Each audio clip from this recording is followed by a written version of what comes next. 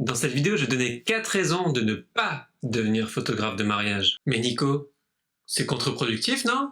Le but de ta chaîne, c'est pas d'aider les photographes à se spécialiser dans le mariage? Si, c'est vrai. Mais il faut aussi dire la vérité et montrer les mauvais côtés du métier. Alors sois attentif parce que je vais te révéler plusieurs secrets. Mais ça, c'est après l'intro.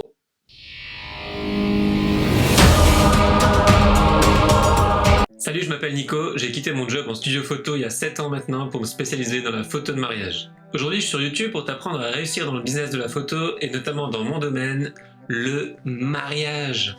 La première bonne raison pour ne pas faire de la photo de mariage, c'est que tu n'as pas le droit à l'erreur.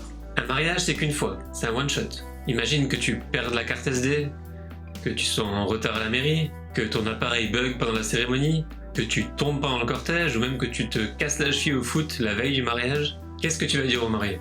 Mets-toi à leur place, ils ont investi 1 à 2 ans de travail, des dizaines de milliers d'euros, ils t'ont choisi toi, ils t'ont fait confiance pour immortaliser le plus beau jour de leur vie, et toi t'as merdé.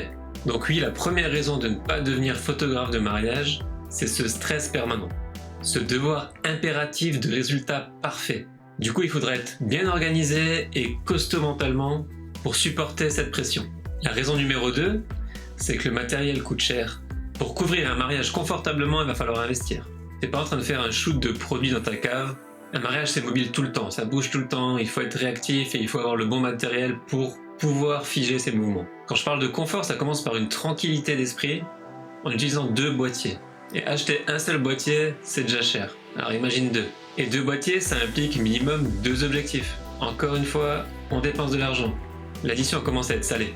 Et comme on est passionné, on veut toujours ce qui se fait de mieux et on veut toujours la dernière nouveauté. Par conséquent, ça coûte encore plus cher. Parfois on se rend compte sur certains mariages, on a une idée de photo en tête et on n'arrive pas à la faire parce qu'on est limité par le matériel. Il nous manque cet ultra grand angle ou cet objectif macro ou ce 200 mm. Du coup on y pense, on le met sur un coin, sur un post-it, un coin de notre tête et on va quand même l'acheter, on le sait. On va attendre un petit peu, d'avoir rentré 3-4 prestations ou 5 prestations et ensuite on va l'acheter. Et oui, ça coûte cher la photo de mariage. La troisième raison, c'est que si tu fais que de la photo de mariage, tu gagnes pas grand chose en hiver. Surtout si tu n'habites pas dans le quart sud de la France, ça va être compliqué. Moi j'habite en Moselle, il pleut, voilà, aujourd'hui il pleut, comme 4-5 mois dans l'année, il pleut, c'est comme ça. On a de la chance des fois d'avoir un beau samedi, mais on va dire qu'avant avril, c'est très compliqué, et à partir de mi-septembre, ça devient compliqué aussi.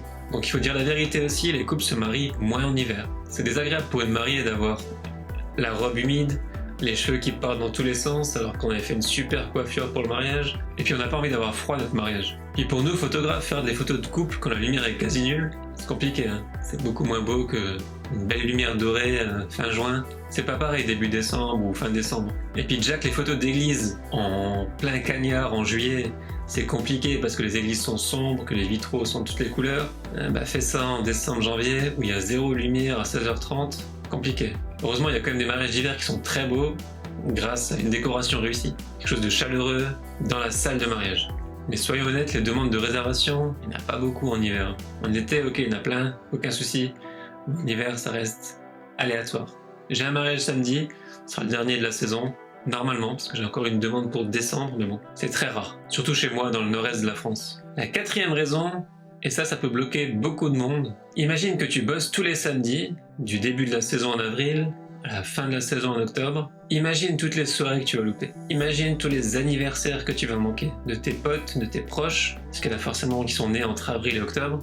Tu seras pas là, ta femme sera seule à ces soirées ou avec tes enfants, et toi tu seras en train de travailler. Et il faut aussi que ton conjoint ou ta conjointe accepte que tu travailles dans le milieu de la nuit. Ça reste un milieu de la nuit, ça reste des gens très bien habillés, des gens qui sont beaux, qui sont sur leur 31 le jour du mariage, mais c'est des gens qui ont un petit peu bu, qui sont plus ouverts, qui vont peut-être te taquiner, qui vont peut-être te draguer.